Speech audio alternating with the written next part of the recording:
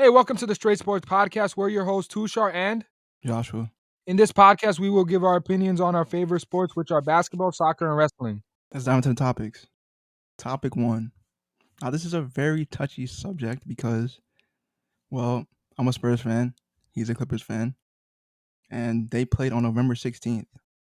The Clippers won 106-92. So, let me just ask you, what is your reaction to the game? The reaction is the Clippers are better than the San Antonio Spurs. The Spurs are old news. They are 4-10. They are 13th in the West for a reason. They suck. Excuse my language, but they are garbage. Greg Popovich, his time in San Antonio of being a champion is over. He needs to, he can't leave because he's a legend in San Antonio. He's a legend in coaches. But let's go through the stats. Paul George is playing like an MVP right now. He's top 5 right now in this. He dropped 34 points. Wait. Yeah. He was -3, so DeJounte Murray was -2. Anyway, he had help. Reggie Jackson was phenomenal. B. Boston played great. Eric Bledsoe had 11 points. On the other hand, the San Antonio Spurs played pretty good game. DeJounte Murray was special. He almost had a triple-double.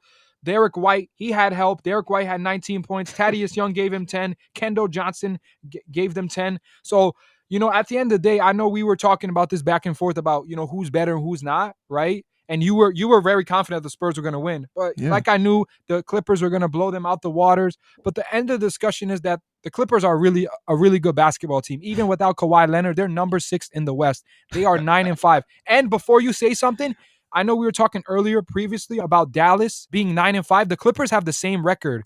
Like if you go through the standings, right? In the West, the Clippers are 9-5, Denver's 9-5, Dallas is 9-5, and Utah's 9-5. 3-6, they have the same record. So if you think about it, if the Clippers win a game and these rest of the teams lose, they can jump to 3rd. So right now, that's a very tight race. So the Clippers are playing really good right now.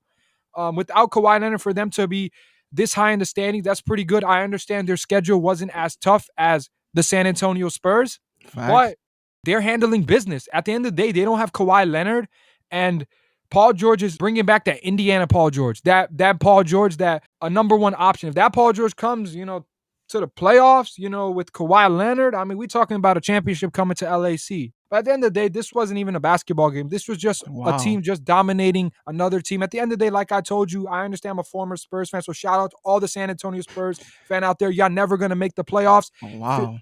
You will never win a championship in the next 25 years. You had a great run. You won 5 championships, and it was a span of 19 years, if I'm correct, right? I believe so.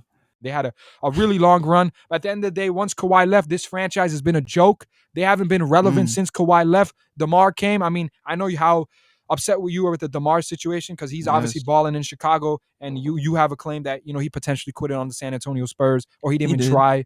But He didn't try. At the end of the day, the era is over. Like I said, once Kawhi left, this franchise has done nothing. They made it to 1 playoffs, and after that, they did nothing. They made the mistake. I told you from day one, why did they trade for DeMar? They should have rebuilt it. There was other better offers on the table. You gave Kawhi Leonard a championship. You traded him to Toronto. He got a ring.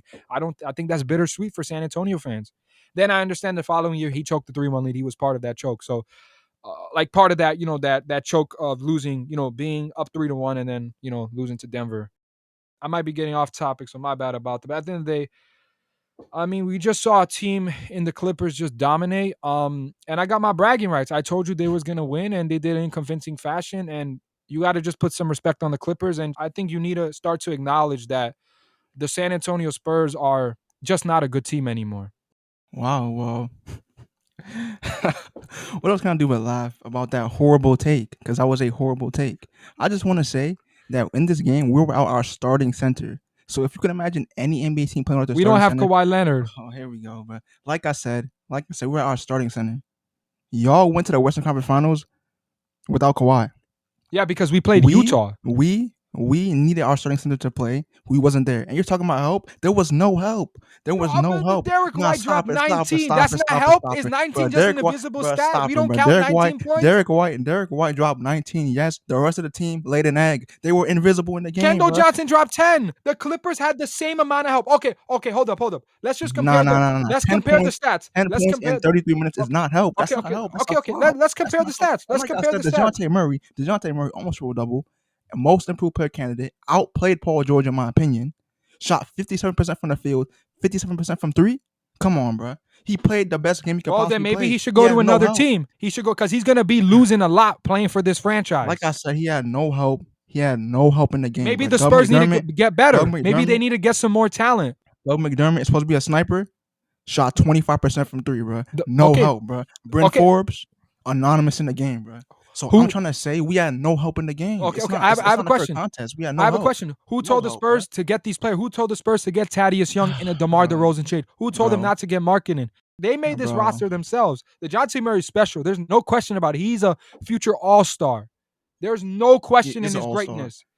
I said future because he's on the rise. I'm not saying he's going to make the all-star team this year because the West is very difficult. Oh, he will. I mean, that's an interesting take. And I mean, look, look at the players you signed. You have Zach Collins. Obviously, he didn't play. Hurt. I mean, I'm looking at this roster. You have a lot of good young talent. Obviously, this team is good, but I think you set a high expectation. Remember in the preseason, you said the Spurs were going to knock out the Clippers. I mean, I think you just need to lower your expectation because you're just gonna have to get used to the fact that the Spurs will not make the playoffs for the next few years. For now, they're just not good anymore. I'm sorry to say this. I know I was a former Spurs fan, and people probably think I'm a bandwagon. I'm a Kawhi fan, so I might have hopped the wagon. But I mean, that's what player fans do. We hop the wagon. So like at the end of the day, the Spurs. It's fun to troll this team because at the end of the day, I mean, they had Kawhi Leonard, and honestly, the situation is some sides saying this, some sides saying that. But at the end of the day, Kawhi left. It could be an issue of being a small market team, and that's something we definitely have to dive into later on. But at the end of the day, like I said, the Clippers were the better team, and I told you this was going to happen. Paul George was special. DeJounte Murray was special, and you can argue, yes, why did the Clippers win? Besides Paul George being special, you had no center. The Clippers had help. That's why I said the Clippers were going to win. They have a better overall team, but you made the statement that the Spurs were going to win. They were going to blow the Clippers out the water. Johnson to actually play instead of just run around on the court. I mean, 33 minutes, 10 points. Come on, bro. The fact of the matter is, if Paul George dropped those numbers, what would you say about that game? That he had a bad game, right? What numbers? If Paul George dropped 10 points in 33 minutes, what would you say? That's a difference because Paul George is a superstar. He's a superstar. That's a big difference. One of our main scorers on the team. If one of your main scorers drops 10 points in 30 minutes, what is his average? What is his average stats? Like this season, what is he averaging? You're going to say that's bad, man. Okay, I have a question. Is Kendall Johnson your first option? I mean, no, but that's not the point. No. Paul George is the first option. If he drops 10, that's horrible. He's a superstar. There's levels to this. There's no disrespect on Kendall Johnson. He's averaging 15 this season, man. 15. Paul George is averaging 27. He's top. Okay, he's not the MVP candidate, but he's top 5 right now. He's balling. Yeah, no help, bro. We have no help. That's exactly what I'm saying. The Clippers have a better team. That's the bottom line. They're a better overall team. They got Nick Batum, Winslow, the rookie B. Boston. Morris still not playing. Ibaka's still not there. Kawhi still missing time. We got Bledsoe. Man, they have a better overall roster. And for you to say that the Spurs were going to win, that was outright blasphemous. It wasn't because actually, I'll let you have this one, but in the next matchup, you know what the result will be. There's nothing to look forward to. You're trolling. No disrespect. We just wasted talking about a topic, but nobody wants to talk about the Spurs. Nobody. They're irrelevant.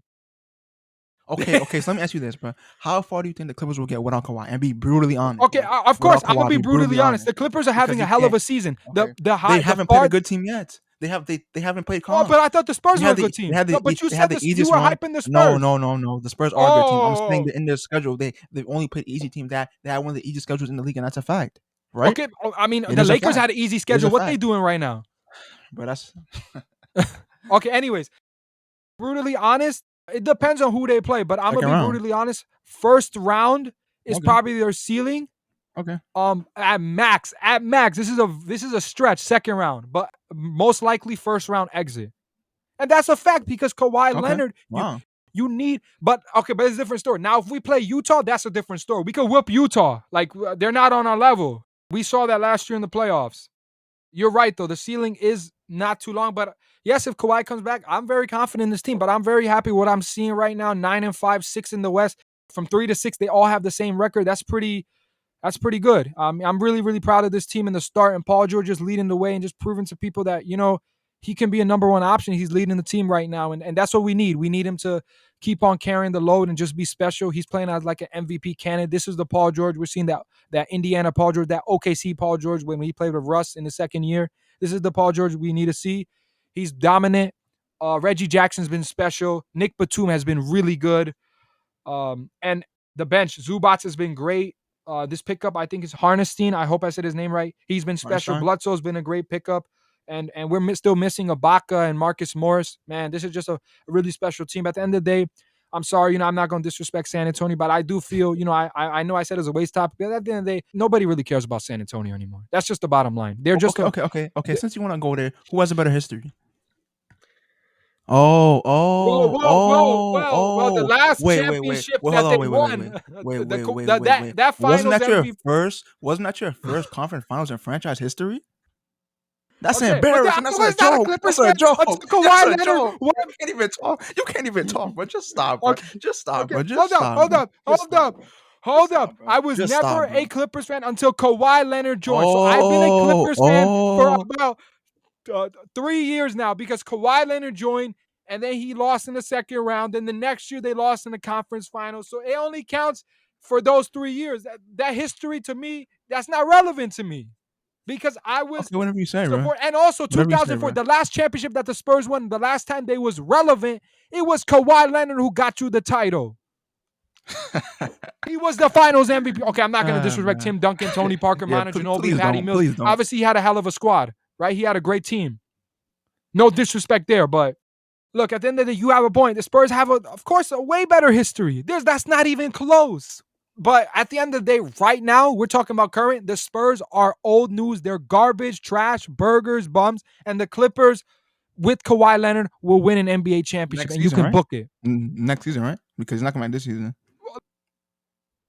Potentially, he can return in March. We'll see what happens. I was hearing something that he might come earlier. Maybe March is a set day. I was just hearing rumors. Nothing is confirmed. But most likely, he's returning next season. But at the end of the day, I'm still hoping for a return in March. I heard he's having good progress, and he's ahead of his schedule in his recovery process. So we'll see what happens. But I understand. Sorry, man. I ain't trying to disrespect the Spurs. It's still a great team, fun to watch.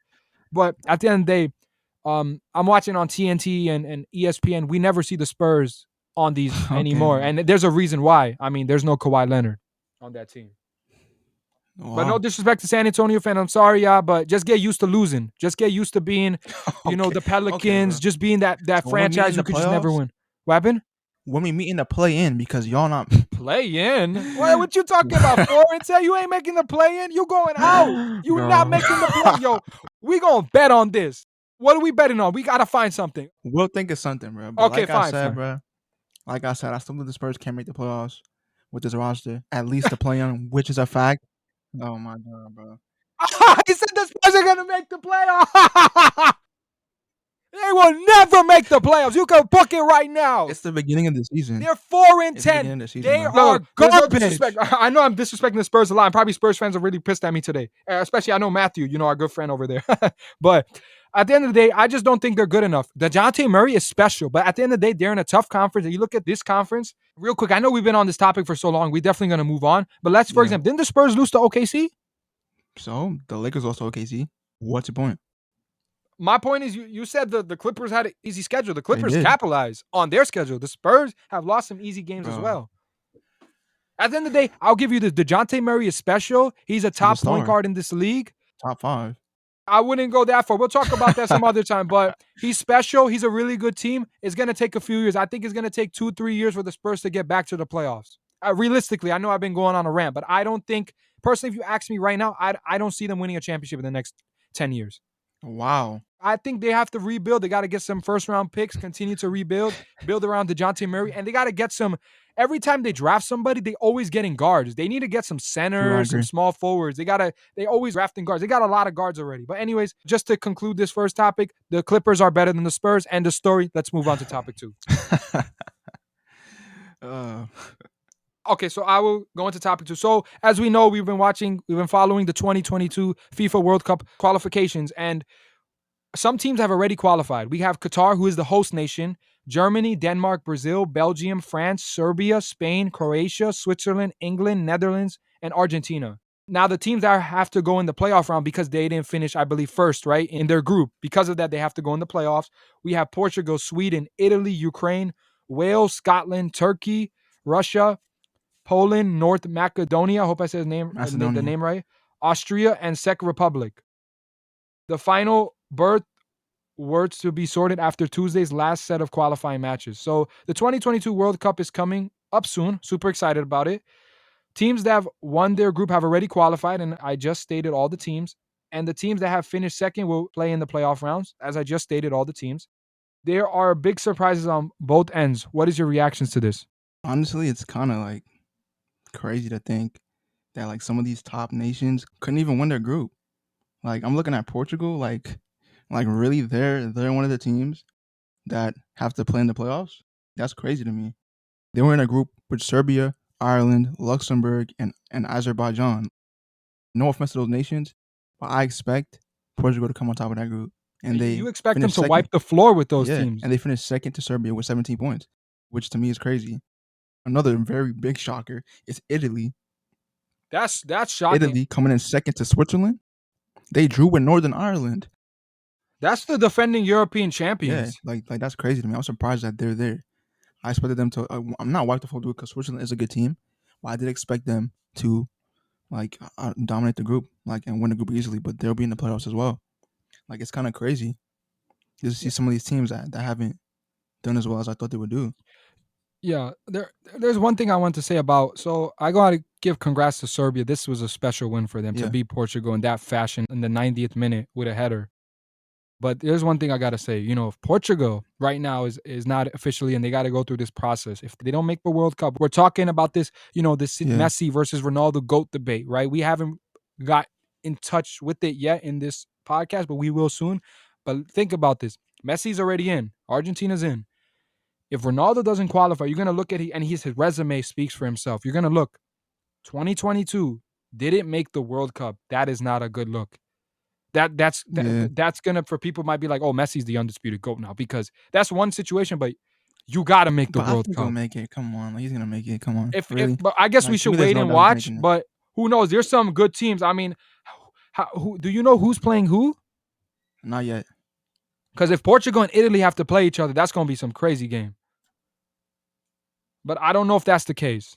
Yeah, Um, yeah. I want to see the but draws because this could end up with some big team missing out. yeah, if Italy misses out, I'll be shocked. And Portugal, those are the two big teams. But I don't think they'll do that. I guess we're gonna have to wait. But if Ronaldo, this is a lot of pressure on him right now to get it done. I think he'll do And it. I and think he and can do Portugal, it. there's a lot of pressure because if he does not make the World Cup, it's not a good look. I mean, yeah, Because yeah. Messi's in, You're right. At the end of the like day, you gotta qualify. I understand, he's made it to the round of 16 and that, but you have to qualify. That's just like but anything could happen. So, that's true, but still, like but I just can't imagine a World Cup where he's not in it. You yeah, know? that's what I'm saying. So it's hard to imagine. But right now he's in. Right now he's not in. He has to. They gotta fight for a spot. And at the Yeah, end of the day, they blew their opportunity. They had a group that was a group for them that was supposed to be very easy for them. And I'm shocked. I got no words, but I guess yeah. we'll wait Same. and watch to see. But let's see if Portugal, like I said, if Portugal doesn't make it, Ronaldo could get some heat. But he's obviously, of course, a once in a generational player. But he has to qualify. You gotta make it. Yeah, I agree. So on to topic 3, WWE and AW. In an interview with the Dallas Morning News' Joey Hayden, Undertaker explained why he would have chosen Roman Reigns over Brock Lesnar to break the streak at WrestleMania 30 in 2014. Undertaker said, "Although I don't know if Brock was the right guy, I like Brock. Me and Brock are friends. I don't know that Brock needed that win. Brock was also a bona fide superstar at that point, so I didn't know that he needed it. Roman defeating Undertaker at WrestleMania 33 definitely was the right call. I wish that he may have been first. I wish I could have reversed them. You know what I'm saying? If Roman would have been able to do it, I think it would have increased the value. Do you agree?" 100% agree with the a legend, the phenom, the dead man, as they call him, the Undertaker. Totally agree with him. At the end of the day, Brock Lesnar didn't really need to break the streak. I think the notion was that what I heard rumors is that in the beginning Undertaker was supposed to beat him, but then I think Vince changed the script, and then Undertaker asked Vince like, is this the right call? Just kind of paraphrasing. I think what they said, and then Vince said, yeah, I don't know, like if he's not the guy who will beat you, but at the end of the day, Brock Lesnar didn't need it. He first started his career in wrestling, then he goes into the UFC, he was so dominant in UFC, comes back to the WWE. He was a megastar. Honestly, he didn't really need a win. If he lost, it wouldn't have affected him. It really wouldn't. He's a megastar. Whenever he comes, he brings fans in, he brings money, and that's what the company wants. They want to make money.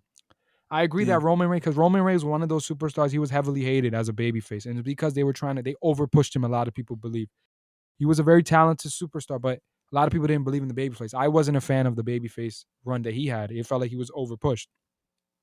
Mm. And then he did beat the Undertaker in 2017 WrestleMania at the main event. But the thing is, Brock already did it, so it felt a little less special. It was still, it's Yeah. still impressive. But I agree with him. I think Roman Reigns should have broke the streak because for him, it would have been more valuable in his career. Like, oh, he's the first person to do it. Brock didn't really need that, honestly. So I agree with the Undertaker. If I could reverse, I think Roman should have been the guy that defeated, or Brock should have lost, and then the Undertaker should have lost in 2017. That's what should have happened. At the end of the day, it is what it is. But I definitely 100% agree with the Undertaker. So if that would have happened, how do you think that would have changed like how things are like right now? I mean, it definitely would have put, because in the beginning, Roman Reigns wasn't really being like, fans didn't believe in him. Now with this Yeah. heel run, he's on another level. But it definitely would have been like, it could have helped him a bit, maybe like people believing in him, because beating the Undertaker means a lot. But what they could have Yeah. done potentially, because he was a babyface, what they could have done is if he beats the Undertaker, he can turn heel, and now that would be crazy. Like, oh, I'm the GOAT, and then he could say all this, like he could do the trash talking. I think the thing is they didn't turn him heel early on. That's what people wanted. But at the end of the day, I don't think now people looking back at it, we're happy he's turned heel now, because he fits it well. Like he's just really good at it. Paul Heyman, I think, said that maybe he wasn't ready back then. Now he is. At the Yeah. end of the day, just paraphrasing what he said. Not sure exactly, but yeah, I think it would have definitely helped him a lot if he was the first to break the streak, because it's more valuable. It seems more. It'll make him more of a star, because Brock was already a star. It wasn't gonna help him if he wins or lose. If he wins, it's just gonna be like, oh, Brock is just the best. So Mm. yeah, I agree. I think it would have definitely helped Roman a lot. Yeah. So on October 22nd, SmackDown, Becky Lynch and Charlotte were involved in a backstage altercation over the final segment of the show. During a segment involving the two women trading their respective women titles, Charlotte dropped the title, which was seen as an embarrassment for Lynch. According to PW Insider, Sonya Deville, who was presiding over the segment, was ready to fight Charlotte backstage after the segment ended. This led to an argument between the two backstage, but nothing physical occurred.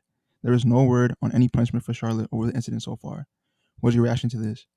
So this has been a news for some time, right? And my reaction, this was when I first heard the rumor, it was like getting out of hand, and this was obviously a bad look. This is the women's division, and it felt like it was, it's you don't want them to be divided, and that's what it seems like it was. What I was hearing is that basically that championship, they changed their titles due to Survivor Series, that Becky got drafted to Raw, and Charlotte got drafted to SmackDown. Charlotte was the Raw Women's Champion, Becky was the SmackDown Women's Champion, so they had to change it to go to their respective brands. So while doing the swap, Charlotte was not supposed to drop the title. That's what Yeah. wasn't supposed to happen. Oh, so she dropped her Yeah, she thing. dropped the Oh title, and wow. it made it seem like bad, and Wait, maybe it like was looked. it accidental? You say, or like on purpose? According to the rumors, it seems like, I mean, I heard maybe Charlotte said it was accidental, but according to rumors, it seems as though people believe it was intentional, because that's was Yeah. not what's supposed to happen. And then after that, maybe because of that, Becky got upset. She kind of just threw the title at Charlotte, Wow. and that wasn't supposed to happen either. And that was like in Wow. the ring, but once they got backstage, it got heated. I heard it wasn't any physical altercations, but it got really heated. And also, hers, Charlotte Flair's uh I believe it's well, I want to be clear. I'm not too sure, but I believe it's fiance or boyfriend, right? I don't want to be wrong on this, right? Yeah. But Andrade, who has a boyfriend girlfriend relationship with Charlotte Flair, he put a tweet out because he's on AEW now. He put a tweet out. He said "beep WWE," so it seemed like it got heated. So at the end, and also heard that Charlotte Flair just left without talking to Vince, and that's Mm. even worse. That's the boss. So it got really crazy backstage. But according to what I'm hearing, it seems like everybody was supporting Becky as the hero, because like, she spoke. Everybody was supporting her when nobody was really supporting Charlotte. And at the end of the day, now Becky had even an interview. She said basically they're not friends, really. Like they're really not. And it's interesting because they're gonna collide at Survivor Series very soon, that pay-per-view, which I'm very excited about. Raw versus SmackDown, but they have real life beef basically. And Wait, because of the untitled drop? yeah, and also Wow. I've been hearing so many things, as hearing that maybe Charlotte Flair is like has too many title reigns. There's like kind of over push, but Charlotte Flair's I'll say she's a phenomenal wrestler. She's really good at what she does. the thing that comes against her is that, you know, Ric Flair is her father. And Ric Flair is an icon in the WWE. That's what I think Mm. also gets fans a little ticked off with. I would say I can't speak on every fan, but that's what it seems like just watching. But at the end of the day, this is very bad. I wouldn't, you know, it seems like they calmed the situation down, but it doesn't seem Becky and Charlotte on speaking terms. It just seems like they go to work, they do their jobs. If they, you know, that's about it. But they're both on different brands, so they probably don't see each other that much. But, you know, they are going to face a Survivor Series. So it kind of makes the on person like, because they were supposed to fight each other, like make it even more like crazy because they're like throwing shades back and forth. And you don't know if it's like real shades as well because they have both had interviews and they said some things in their interviews. So it made it clear that they're not friends. They're really not. So Yeah. my reaction obviously seems as though everybody supports Becky. She's a hero. She's loved beyond everybody in the locker room. And yeah, I got pretty heated. That's it's hard to react, but all I can hope is that this situation is fixed. I think this is just bad. These are two talented women, and you don't want you want both of them to be happy. You don't want either of them because there was rumor that everybody's saying that Charlotte Flair should just go to AEW. That her team is saying, or Yeah. that she should just go with Andrade, who's her boyfriend, to AEW. Like leave, and that she's a big star. AEW's already got a lot of talent, so WWE doesn't want to lose Charlotte Flair. It's very tough, but hopefully they'll calm the situation down. I gotta get more detail before I can say who I think is right. But according to what I'm hearing, I think it's Becky. Like maybe she's right. Like, but I don't really know because I wasn't there. Right? We're hard to speak on Yeah. that. But it seems according to that is that people believe Becky's right and that Charlotte's wrong. Yeah. I know I might have said that Becky's right according to what I'm hearing, but I'm not sure. I'm not gonna discredit Charlotte or Becky. But all I hope is this situation is that they become friends because at the end of the day, these are just two talented women. We want to see them both happy, so they just need to work this out. But right now, it doesn't seem like they calmed it down, but it doesn't seem like they're really working this out. Yeah. Do you think like this could be like, I don't know, I might be like reaching here, but do you think like it could be like kind of fake, just to like maybe build up like Yeah, I was excitement for a actually here. match? Maybe it's Because they might be potentially fighting true soon. that it is fake to build up their Yeah. like pay-per-view match that they're Yeah. having. I was Yeah. hearing something Yeah. like That's that's what I an was thinking. interesting take. But honestly, it doesn't seem like I don't know because it seems real legit. Like there was a lot of reports coming out, but it's hard to say. Only they would know the truth, right? Becky and Charlotte and the whole locker room. But it could be true because it would make the match even more interesting and sell more Yeah. eyeballs to watch the match. So you got a point there. That's a good valid point. But I'm not too sure actually. That's a really good point. Yeah. So what was your reaction to Full Gear and what would you rate it? Hey WWE, you're watching, right? That was a really good pay-per-view. I mean, one of the best. I think Grand Slam was one of their best, and then this pay-per-view we got to see CM Punk versus Eddie Kingston, and their promo was so elite. Like Eddie Kingston comes out. This is before their match. He's like, "Fight me, fight me, fight me." He's called him a coward. Then he's like, "Hey, I don't really care about like losing to you at Full Gear. All I care about is like beating you. And do me a favor. When this happens, quit again and leave for 7 years." And that's crazy that he said that Yeah. because CM Punk left for 7 years of wrestling because of bad terms with WWE, causing him to leave the company. And then now he came back to AEW. So that was just so crazy. But that promo was so good. And we saw a really good fight. Then we have Adam Page versus Kenny Omega. First of all, shout out to Kenny Omega. He was fighting hurt, and it's hard. You could even tell that he was hurt. Apparently, he couldn't even lift like a certain amount of weight because of his, I think it was his shoulder, I believe. I'm not too sure.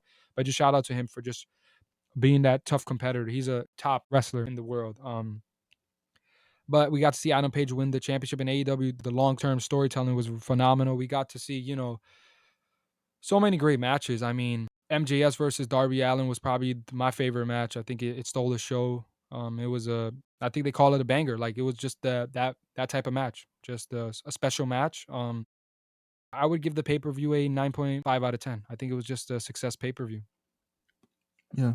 And I don't know what I really disliked. I mean, I think Cody. I want to be correct. I believe it was a match with Cody Rhodes was part of Full Gear, and a lot of people are just booing him a lot. It's kind of reminding me of Roman Reigns in the WWE, where when he was a babyface, they just didn't believe in him, and that's the same thing was happening with Cody Rhodes. I think turning him heel might be better, and look was has it done for Roman Reigns. But at the end of the day, it was a good match, but I just think a heel turn needs to come for him. But overall, I would give it 9.5 out of 10, and I think WWE needs to pick up their game because they have not built up Survivor Series good at all. But it's just been through social media, so they got to do a better job. And I think, and also, before we move on, I just want to say one thing honestly. WWE's cut a lot of superstars. They cut another 18 superstars. I don't know why, and they're making the excuse that it's budget because they cut so many superstars, and I'm a little concerned that they keep doing this. This is just outrageous. They got so much talent.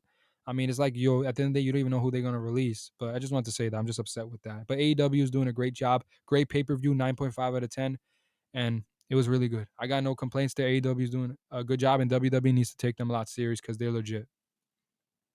All right, so moving on to the last topic. The NBA season started about a month ago. So, what is your reaction to the new free throw rule? With the fouls, Yeah, basically just like kind of like the new changes of the free throw rules. What are your thoughts on it? Do you think it's a good thing or it's a bad thing for the game? What do you think?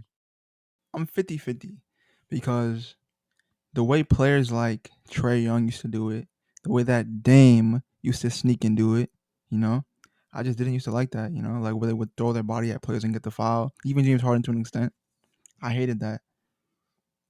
But now I'm seeing like I've seen some games, I've seen some clips of Harden actually getting fouled and the refs not calling it. So I think it goes 50-50 because I feel like he's not gonna get, even if it is a foul, I feel like the refs are just gonna automatically think that he's flopping and like drawing the foul, so they want to give it to him. But in regards to like players throwing their body at players and stopping, like I feel like that should never have ever even like been allowed. And I do like that change. But I don't want it to be like where now they're not calling enough fouls, like where like players are blatantly getting fouled and they're just gonna ignore it and say like it's a flop or like they're drawing it. So I just want it to be like I want it to be like balanced. I want to say I love this new change. I think it's an incredible thing. We saw a lot of on basketball plays. Yeah, I agree. Or a better word for it, non-basketball plays. A lot of times I was watching a game. I think it was this year in Barclays. It was Brooklyn and Miami going at it, and James Harden had the ball. He literally locked Bam's arm, and he was like he had that reaction, like, "Where's the foul? Like that's not a foul. You locked his arm to get that." So I like the rule change. I like at the end of the day, things that are fouls. Like let's say if James is driving to the basket and somebody slaps his arm. I've seen that happen. That's a foul. But those fouls where like somebody locks your arm or bumps into you when you're not like the defender's behind you and then like the player just kind of bumps into you. You know what I'm saying? I didn't like Yeah. those kind of plays. So I'm happy that it's and also it seems like the league's getting more physical. They're allowing more physical play like they used, how they do in the playoffs. It seems like they're doing in the regular season now. But Yeah. you know, I really like the new rule change. I think it's really great, but I do want it, if it's a foul, call it. But those like kind of when the player kind of makes the foul happen, I don't want that to be called. But I love the new rule change. I love that the fact that we get to see more physicality, not like every time the game is stopping. And now you see, I mean, it's affecting James Harden a lot. I mean, Yeah. he's not looking the same, but it's not affecting everybody. I mean, Luka Doncic is still playing good. Trey Young is doing great. For some reason, affecting James Harden because James Harden always tries to get the contact. He needs to start just trying to finish the play. But I'm a fan of the rule change. Put me on board. Love it. Yeah, so this concludes episode 9 of the Straight Sports podcast, thanks for tuning in and you know, our next episode will be episode 10 and it's going to be it's going to be our first time hitting that double digit, so that's pretty a special episode. We're going to definitely make it big. We don't want to make any spoilers, so we'll just keep it at that, but you know, um thanks for supporting us and have a great day. Yeah. Thank you.